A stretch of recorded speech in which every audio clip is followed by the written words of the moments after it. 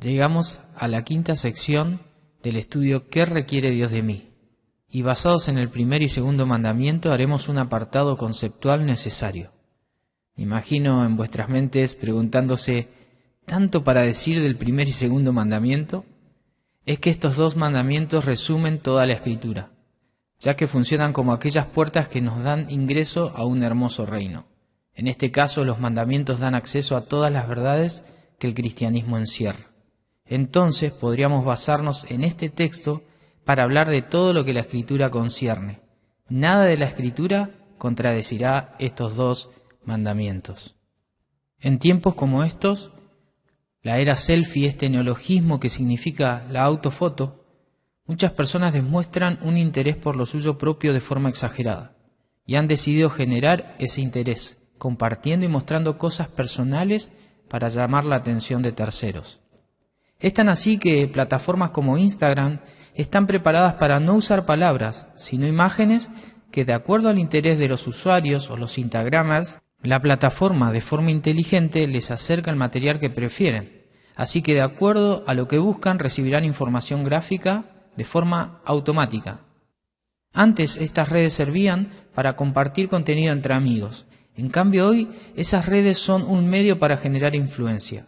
Esa influencia es medible de acuerdo a la cantidad de seguidores que la persona tiene y también de acuerdo a la cantidad de likes o preferencias que estos demuestran hacia el contenido que se comparte.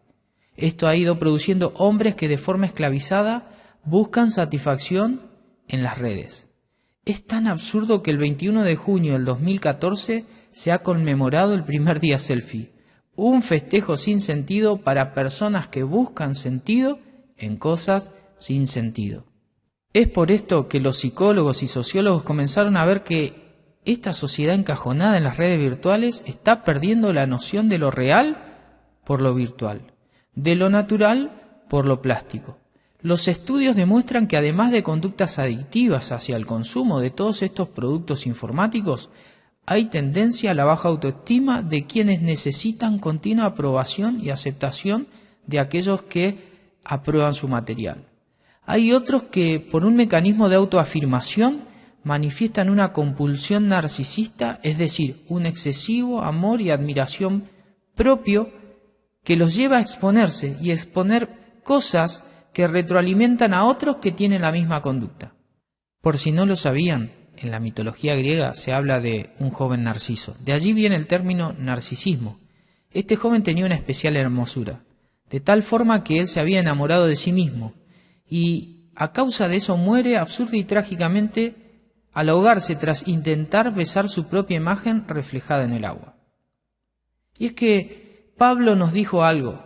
No sé si ustedes recuerdan o habrán leído en 2 Timoteo capítulo 3 verso 2, cuando el apóstol dice, porque habrá hombres amadores de sí mismo. En la NTV dice, pues la gente solo tendrá amor por sí misma y por su dinero.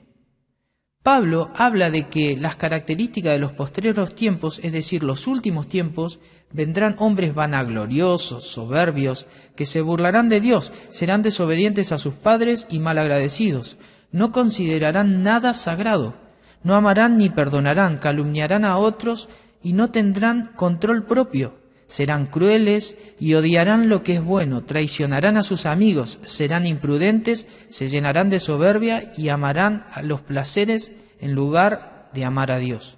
Estas son las características también de estos tiempos.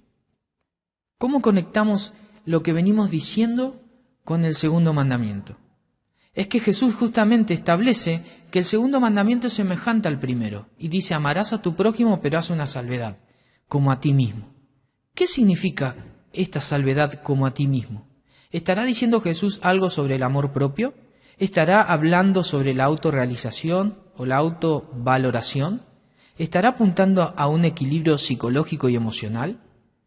Para todas estas nociones hay argumentación que intentan defender ese punto de vista. Pero para poder interpretar la Biblia de forma correcta y saber lo que Jesús realmente quiso decir, debemos entender la Biblia en el contexto en el cual la Biblia fue escrita, en la época y también en la forma de pensar específica que aquellos hombres tenían. A veces en nuestros intentos de hacer la Biblia entendible, malinterpretamos la palabra y decimos cosas que la palabra a veces no enseña y a veces citamos un texto de forma errónea. Hay un principio muy común para interpretar la palabra, y esta regla es que la Escritura, además de interpretarse a sí misma, se contextualiza a sí misma. Muchas ideas se interpretan porque conectan con el tiempo y la cultura en el que la palabra estaba formándose, como los 66 libros que conocemos ahora. Entendiendo esto, muchos no se han dado cuenta que si Jesús estuviera hablando del amor propio, la autorrealización o un perfil psicológico equilibrado, entonces este como a ti mismo pasaría a ser un tercer mandamiento. Pero no, el segundo mandamiento es amarás a tu prójimo como a ti mismo. No hay un tercer mandamiento. Es amor a Dios y al prójimo como el cumplimiento de toda la Escritura, la ley y los profetas. Lo que sí es cierto es que el amor propio en este versículo se asume como una realidad, no como una orden dada por Cristo, como si Él hubiese dicho ámate a ti mismo y luego entonces ama a los demás. Aquí en el texto no vemos esa orden, no hay mandamiento hacia amarnos, sino que en base a lo que está escrito Jesús utiliza un término que es este conector, ¿cómo a ti mismo? Y lo hace para hablar de forma comparativa. Un comparativo establece una norma, un patrón, un modelo sobre el cual fijarnos semejanzas y diferencias con aquello que en este caso Dios exige. Algo así sucede cuando mis hijas me piden que yo les ayude a dibujar algo mientras ellas están dibujando. Ellas pueden avanzar su dibujo, pero cada tanto van comparando lo que van haciendo con la idea que yo les coloqué en pequeño. Es de esta forma entonces que Dios dice que amemos al prójimo. Y es teniendo en cuenta lo que nosotros hacemos y venimos haciendo por nosotros mismos, como cuando nos cuidamos, nos valoramos, como cuando tratamos nuestra salud con el cuidado que se requiere, algo que vimos en el modelo del buen samaritano. Hay un patrón de conducta que puede ayudarnos a cómo tratar al prójimo. ¿Cuál es ese patrón de conducta? Y es la conducta que tenemos sobre nosotros mismos. Presten atención a estos textos. Jesús en Mateo 6:5 dijo, y cuando ores, no seas como los hipócritas. Acá Jesús no está diciendo que deben orar. El Señor simplemente asume la oración y dice, no sean como los hipócritas. Tenían una mala comparación en la cual fijarse y evitar, los fariseos.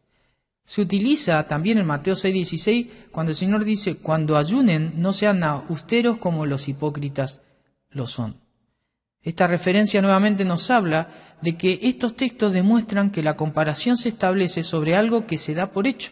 En cada exhortación las acciones, tanto de orar o ayunar, venían realizándose, pero debían ser modificadas a la voluntad de Dios y evitar parecerse a la actitud que tenían los hipócritas, es decir, los religiosos de aquella época.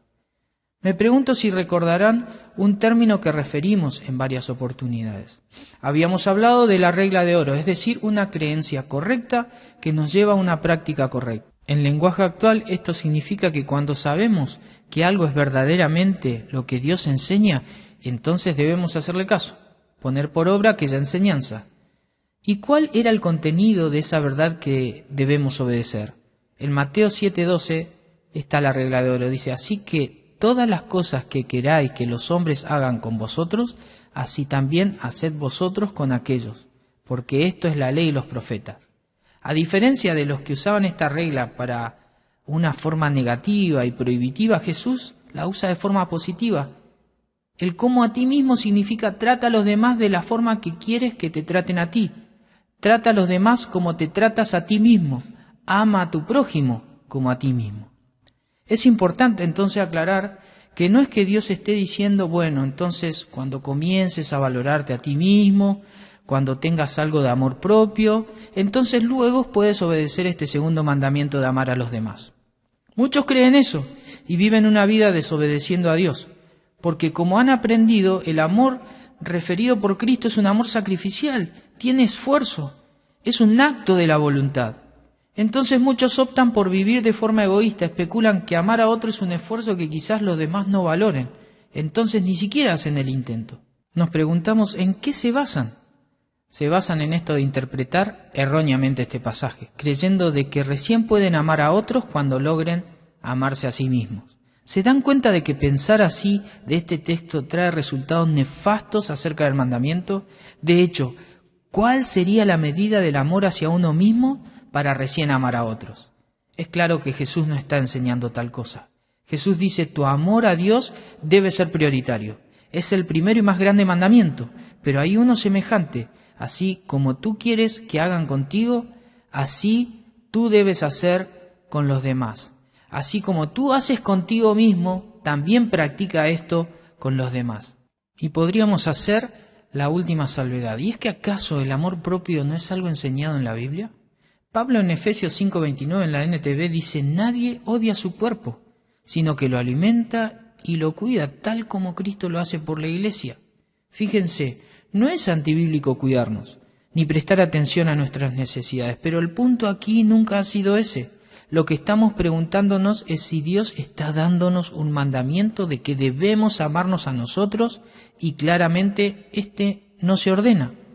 De hecho, hay pasajes donde se nos exige que nos coloquemos en un segundo plano en relación a los demás, como en Filipenses 2:3 dice, nada hagan por egoísmo o por vanidad, más bien con humildad consideren a los demás como superiores a ustedes mismos.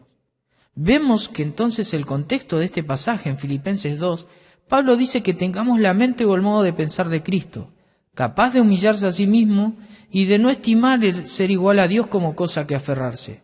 Dice que Él se despojó, que renunció a los privilegios divinos, quitando aquella situación de gloria para adoptar la humilde posición de un siervo, la de un esclavo, haciéndose hombre semejante a nosotros. Y dice que se humilló a sí mismo, llegando a ser obediente hasta la muerte y la muerte de cruz. El segundo mandamiento entonces nos apunta a ser como Jesús, que amó a Dios por sobre todo y amó al prójimo aún a expensas de su propia vida. Pues si aún siendo nosotros pecadores, es decir, sin merecer tal sacrificio, la Biblia nos dice que Jesús fue enviado a morir por nosotros y Él murió por amor a nosotros en Romanos capítulo 5, verso 8. Entonces, ¿hemos entendido algo sobre el amor de Dios en este tiempo, hermanos? ¿Nos hemos percatado de que el mandamiento nos pone en una situación de entrega hacia Dios y responsabilidad hacia nuestros semejantes? Claramente este es un llamado a descomprimir todas aquellas fuerzas que nos empujan a centrarnos en nosotros mismos, cuando el amor realmente se centra en el otro, cumpliendo así la voluntad de Dios expresa en su palabra. Y como hemos dicho al principio, en estos tiempos hay hombres que se aman a sí mismos. En esta era donde las personas se centran en su propia actividad y en la propia influencia que generan, buscando el agrado y la aprobación y los aplausos, alimentando su propio ego, la palabra de Dios nos impulsa a colocarnos a nosotros en el lugar correcto. Dios es el primero. El segundo no soy yo, el segundo es el prójimo. Y de esa forma entonces nosotros no solamente demostramos cumplir con la palabra, sino también haberla comprendido. ¿Dónde nos colocaremos entonces, hermanos? ¿Qué lugar tomará nuestro yo en relación a Dios y en relación al prójimo? ¿Qué harás, estimado joven, con respecto a las redes que tanto le quitan tiempo al propósito que Dios tiene para tu vida? Que esta sea una enseñanza que nos ayude a centrarnos, a colocarnos bajo la voluntad de Dios. Y seguramente eso traerá muchos más beneficios que el desperdicio que estamos haciendo de nuestra vida cuando no nos basamos en estos dos principios claves para vivir. Que el Señor les bendiga.